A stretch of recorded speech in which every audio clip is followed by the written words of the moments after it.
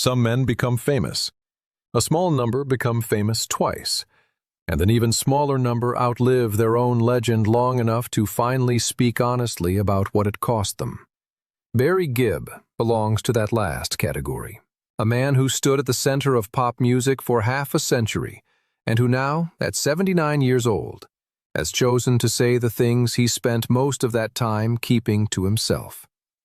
What he has said about his brother Robin is not a revelation engineered for attention. It arrives the way real honesty usually does, quietly, with the weight of someone who knows that the person it was meant for can no longer hear it. Barry Allen Crompton Gibb was born on September 1st, 1946, on the Isle of Man, an island sitting in the Irish Sea that most of the world had no particular reason to think about until it produced him. He was the eldest of three brothers who would eventually form the Bee Gees, and even in early childhood, the pull toward music in the Gibb household was strong enough to shape everything that followed.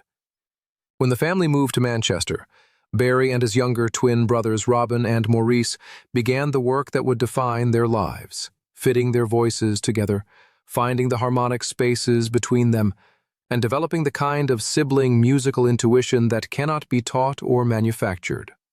It was in Manchester that the pattern first took hold. It was in Queensland, Australia, that it became something real. The family's relocation to Redcliffe, Queensland, in the late 1950s changed the trajectory of the Gibb brothers in ways nobody anticipated at the time.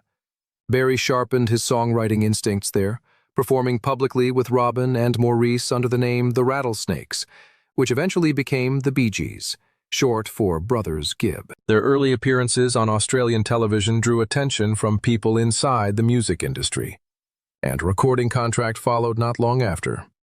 By the mid-1960s, they returned to England carrying everything those years had given them: the harmonies, the songs, the confidence of a group that had spent years performing in front of real audiences and learning from the experience. What they brought back was enough. The proof of that came quickly. In 1967, pop music heard To Love Somebody, Massachusetts, and New York mining disaster 1941. And the Bee Gees were no longer a promising act waiting for their moment. They were a force. Barry's voice had a depth and emotional range that separated him from most of what was happening in the charts at the time, and his approach to songwriting carried a lyrical weight that audiences recognized as genuine. He was, from the beginning, something other than a pop star doing what pop stars did. He was a craftsman who understood that melody and emotion were the same thing described two different ways, and that understanding came through in everything the group released during those early years. What followed demonstrated that the early promise was not the ceiling, but the floor. When pop music underwent its most dramatic shift in the 1970s, and disco emerged as the dominant force in popular culture, Barry led the Bee Gees through a reinvention that most groups at their level of fame would never have attempted, and fewer still would have survived. Their contribution to the Saturday Night Fever soundtrack in 1977 was not simply a commercial moment, though commercially it was extraordinary. It produced Stayin' Alive, Night Fever, and How Deep Is Your Love in a single creative run. And the album those songs appeared on became one of the best-selling records in music history. Barry's falsetto, always a distinctive feature of his singing, became the defining vocal signature of an entire era of pop music. Critics who had spent years dismissing disco eventually came around to acknowledging what that body of work actually was, and Barry's songwriting sat at the center of that acknowledgement. His gifts as a songwriter extended into territory that had nothing to do with the Bee Gees brand, and that extension revealed something important about his range.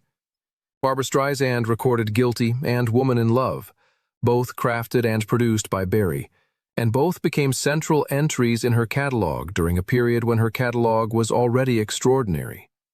Diana Ross took Chain Reaction to audiences who recognized immediately that the song had something special running through it. Kenny Rogers and Dolly Parton recorded Islands in the Stream, a duet that became one of the most celebrated recordings country music had ever produced, and one that still sounds immediate. Celine Dion recorded Immortality alongside Barry, a song that connected with listeners in exactly the way his best compositions always did. by reaching for something true and arriving there.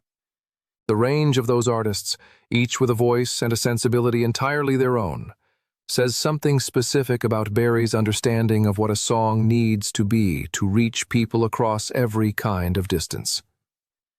Barry's personal life ran alongside all of this with its own distinct rhythms. His first marriage was to Maureen Bates in 1966, when he was still in his early 20s and still in the middle of becoming the person that fame would eventually make him. That marriage ended in divorce in 1970, after 4 years, and Barry has spoken about it since without bitterness, treating it as a chapter that shaped him rather than one that damaged him beyond repair. The same year the marriage ended, he married Linda Gray, a former Miss Edinburgh, and that decision, made at a moment of personal transition, turned out to be the most enduring one of his life. In their home in Miami, together they raised 5 children named Stephen, Ashley, Travis, Michael, and Alexandra, and built something that the entertainment world rarely produces and almost never sustains, a family life that remained mostly intact and mostly private, while everything around it shifted constantly. Barry has credited Linda with keeping him grounded through the dizzying highs and the losses that followed, and he has said directly that without her steadiness, the things that came later might have broken him entirely. The deaths of his brothers reshaped Barry in ways that public life can only partially account for. Maurice Gibb died in 2003, and the loss cracked something open between Barry and Robin that had long been sealed. Maurice had always been the peacemaker between them, the brother who stood in the space the other two could not comfortably share, and without him that space became harder to navigate.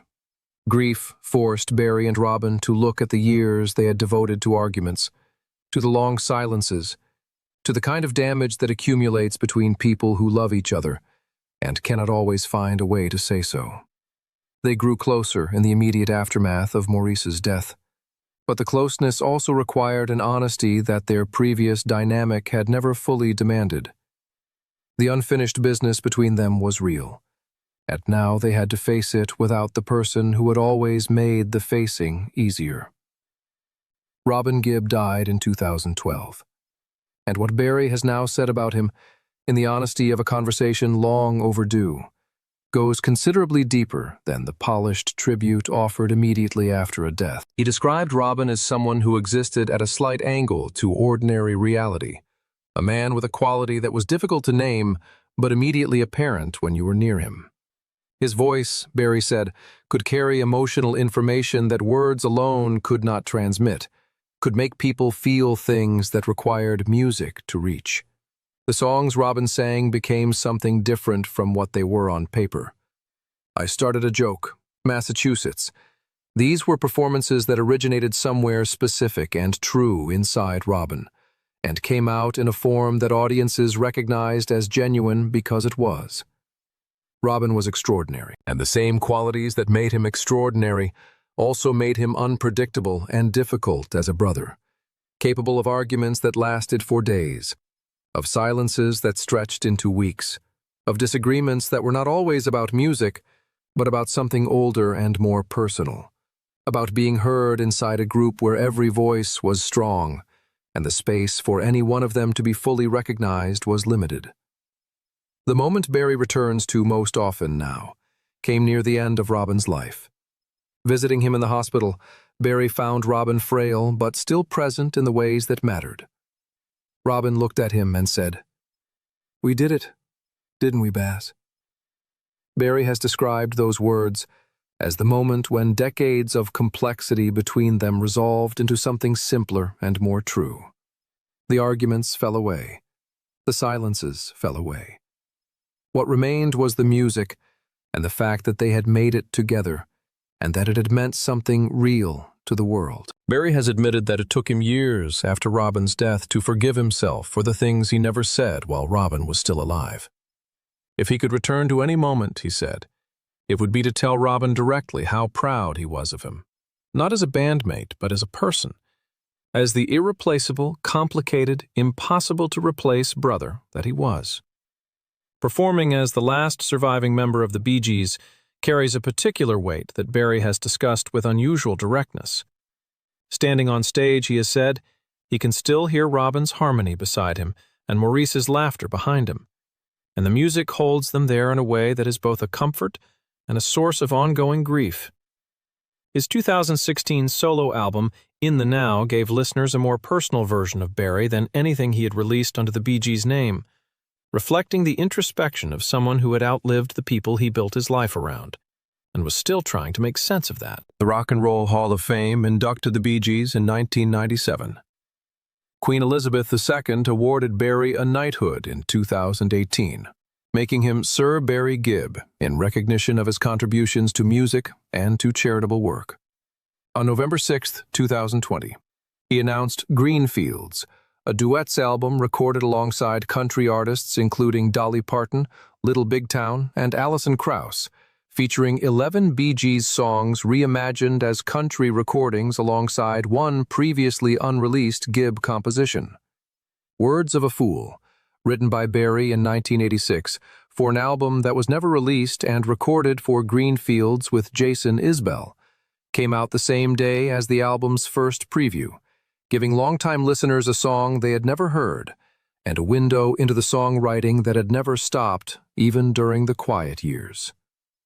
Barry Gibb's story, when you take the full length of it seriously, is not primarily a story about fame. It is a story about the specific kind of love that exists between brothers who spent their entire adult lives inside each other's work, and whose relationship was never simple enough to fit the version the public preferred to believe. The harmonies were real, the brotherhood was real, and so was everything that complicated it: the silences, the rivalry, the arguments, the grief, and the love that survived all of it anyway. Robin was not just a bandmate. Barry said it plainly. Robin was the other half of something that has no clean name, and keeping his voice alive in performance and in honesty is the work that remains. The Bee Gees will always be three. Of that, at least, Barry Gibb is absolutely certain.